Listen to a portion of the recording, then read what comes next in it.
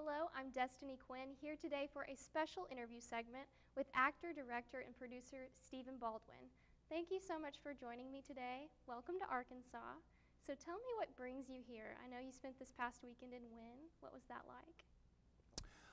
Well, I came here because June 10th I celebrate my 27th wedding anniversary, and my wife, who I refer to as Miss Kenya, told me there was a lovely organization that she had connected with called Concepts of Truth International, which is a support organization with pro-life motivations, but it's not just about pro-life only. They do a lot of support work with families in and around that process and initiative, and we were able to come to a wonderful gala event that was a fundraiser here in Wynn for Concepts of Truth, and it was really cool, and I made a lot of fun, neat new friends here in Arkansas. That's awesome. So Yeah. the event was a success. How many people came out? I think over 200 or over 200. Wow. And again, this is one of those more, regional passion projects with a lot of solid young ladies that head up that organization. Anybody can go to, gosh, I hope I don't say it wrong right now, but it's internationalhelpline.org. Internationalhelpline.org is the website for Concepts of Truth, and you can learn all about the organization there. We're going to continue to be supporting them in the future, my wife and I. And again, this is just one of those things where uniquely in our schedule and all that, we just knew that God was calling us here to help be a support to this organization and create more awareness, etc. So between that and my wife and I trying to spend a little downtime and enjoy Arkansas, Yes. that's pretty much the biggest reason why we came was Concepts of Truth. That's awesome. So you're a Christian. Yeah. What is it like to be a Christian in Hollywood today? Ooh, boy, Destiny. There are very few actors who, truthfully, the word destiny comes into play when it comes to Hollywood, as far as being a believer in that case. But, the story of myself and my family and my brothers getting in the Hollywood business is very much so an anomaly.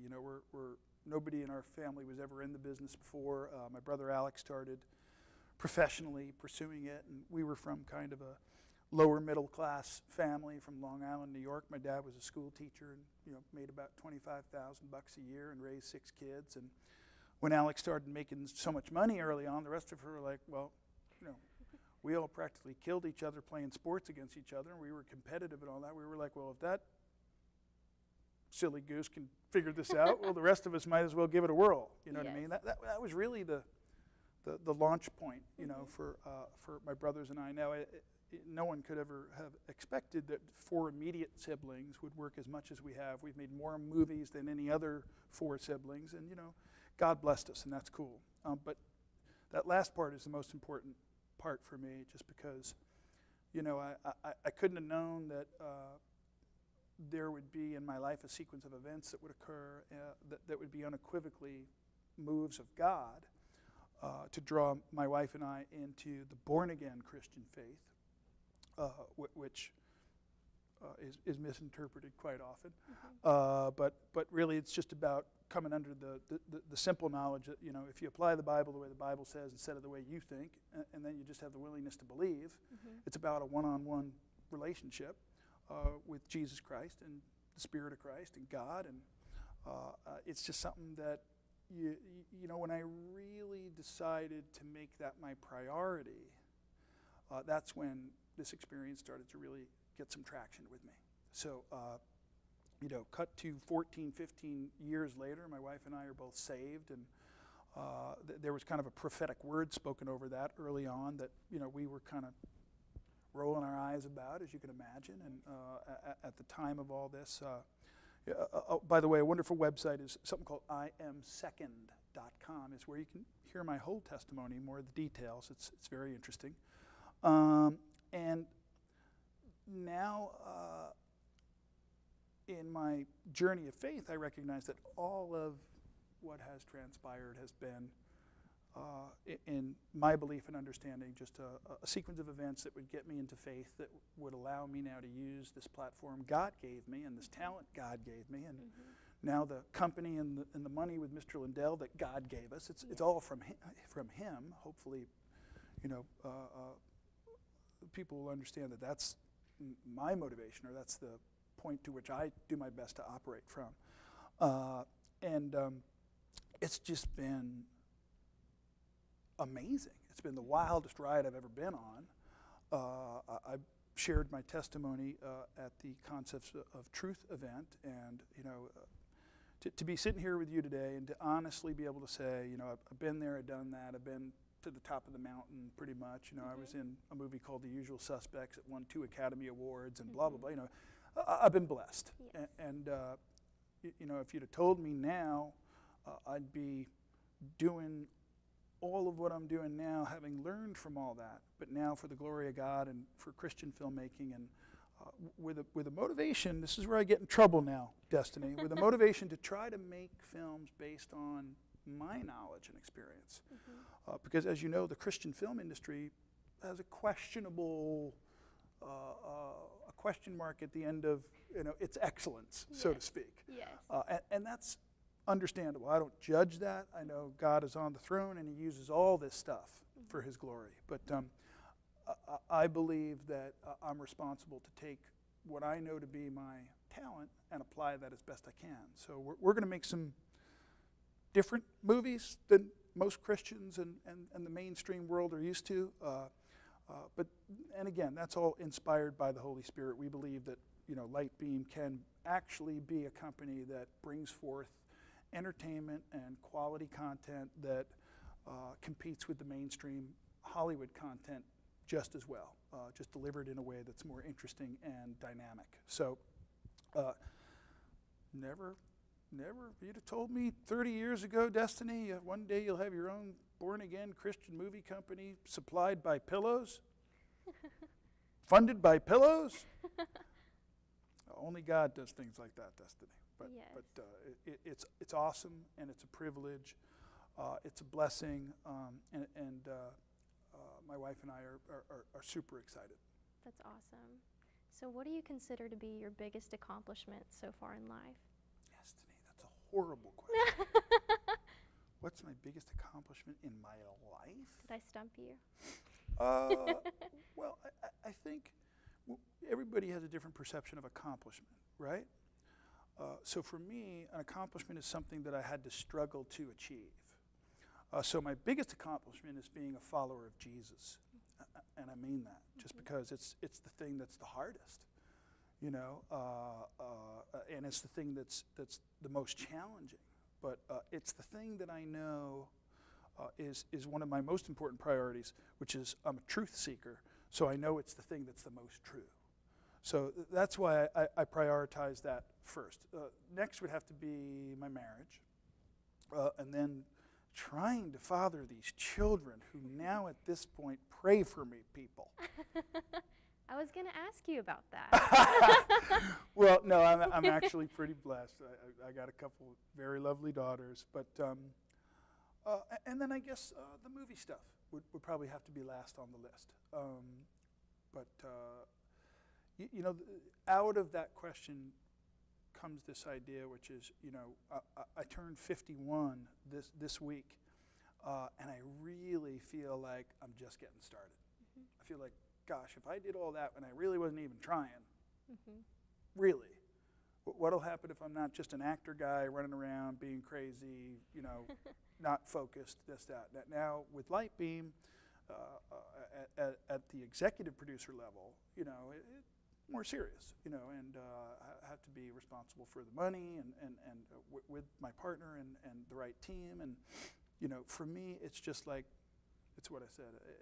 If I've had this much fun and been blessed this much already, and I really wasn't even keeping my eye on the ball, so to speak, I think the best is yet to come. I think the most fun is yet to come. And for me, I think I'll be the most jazzed when product like youth group starts coming out, I just did another small project called The Thief on the Cross, which was a filmed theatrical performance I did, which is available at christiancinema.com.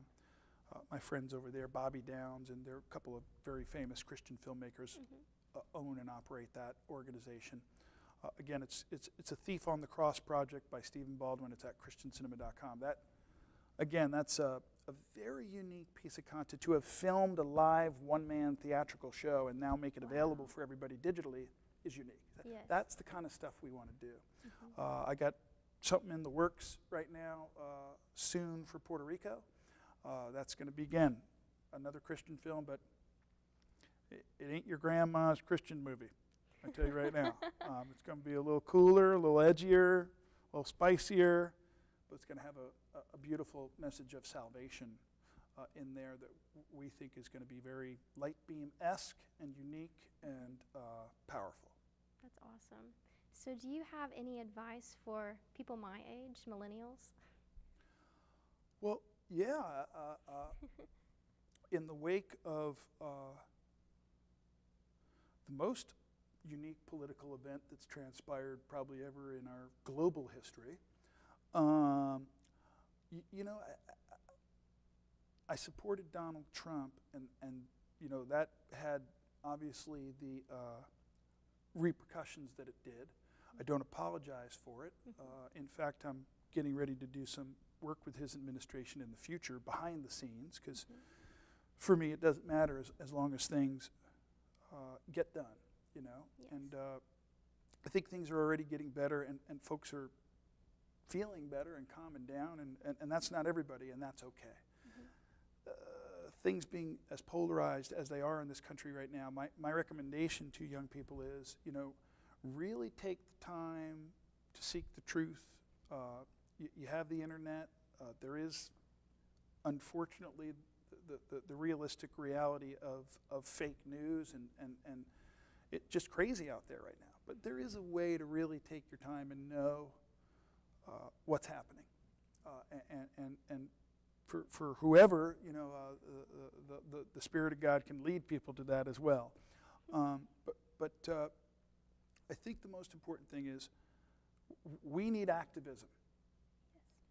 We need young people now to recognize that in America, when the political system is at a certain place where folks who aspire to that career, once they get to Washington, D.C., change what they believe because that's just the way it is, well, that's not what our founders intended. So I think President Trump is somebody that really is, in an incredibly sacrificial way, in my opinion, because the guy's doing okay if he ain't the president. He's okay. He's got a gorgeous wife and a beautiful family, and he's making billions. Yes. Boo-hoo-hoo. So I like to say to young people, whatever it is, you want to get in the movie business, you want to get in broadcasting, you want to get in politics, if you really, really want to take a stand and utilize the greatest, most powerful freedom you have, which is your vote, then don't just sit around like a bump on a log talking about it, pointing the finger at this. Do something. Yes. Really do something. Yes. And I think that your generation and the generation after you, if we can inspire them to really hold on to what is near and dear in their heart about what it means to have the opportunity and the blessing to be a citizen in this nation. Well, I think if people can understand the importance of that and then decide that they're going to be a part of doing what they can to impact getting it back to those roots, I think that's a good thing. That doesn't mean, and here's where I get in trouble again, Destiny, that we should turn around and start judging all kinds of folks that live different than I do or we do or you do or whoever. We got to reach over the aisle socially, culturally, politically, in every way, because that is America. But I would say that I would hope to see my efforts and future efforts around the nation be an inspiration to younger people like yourself and future generations to really want to make a difference and not just think whatever. Absolutely. So you're a big Trump supporter, and your brother is impersonating President Trump on Saturday Night Live. How do you feel about that? Well, I'm here to break a big scoop here, Destiny, on your program. Oh, no. Because I really believe that Alec Baldwin plays Donald Trump on SNL because he actually secretly is a Trump supporter. That's what I think. Yes. And I hope you'll put this in the interview because it might Absolutely. go a little viral. Okay. And I'm just kidding.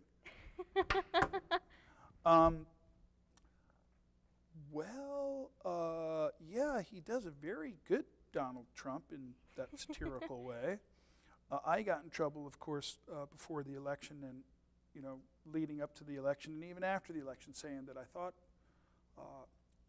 that SNL and a lot of the progressive liberals in Hollywood, Lorne Michaels and the producers of that show, and I think it's safe to say that most of America realizes now CNN is not fair and balanced. The common sense individual would look at that, especially around the election, and say, the media is swayed a particular way. That's okay. That's what I hope inspires young people like yourself, to go in and listen. I did many interviews on CNN before the election, and they were really reporting. Some of those newscasters were reporting, in my opinion, very fairly. But then when it was getting close, it became the Clinton News Network again. That's my opinion. But people are waking up to that now. They're seeing that now. That's the cause and effect of President Trump, I believe. So my brother doing it, I just think that if you cross a certain line and you start making fun of people's families and stuff like that, I think there's just a level of integrity and respect that should be considered in all that, and they don't. And it's caused me to have to make other statements like, I think that's largely to do with there are folks in Hollywood, and you see the content that comes out of Hollywood, and it is very progressive and very liberal. And I think that that's going to change. I think that the political motivations of Hollywood believe that they speak for everybody, and I don't think that's necessarily true. Again, folks want what they want. You want what you want. I want what I want. Your producer, your mom wants what she wants. Yes. We're all people. Yes. And that's what makes America great. But I think that certainly, again, when you see this much protest and you see that we needed leadership now that was really going to take important steps that were across the board going to help everybody. And I think that's what we're seeing now. Well, thank you so much for joining me today, Stephen. I appreciate it. It's truly such an honor. My Thank pleasure. you. Thanks, Destiny.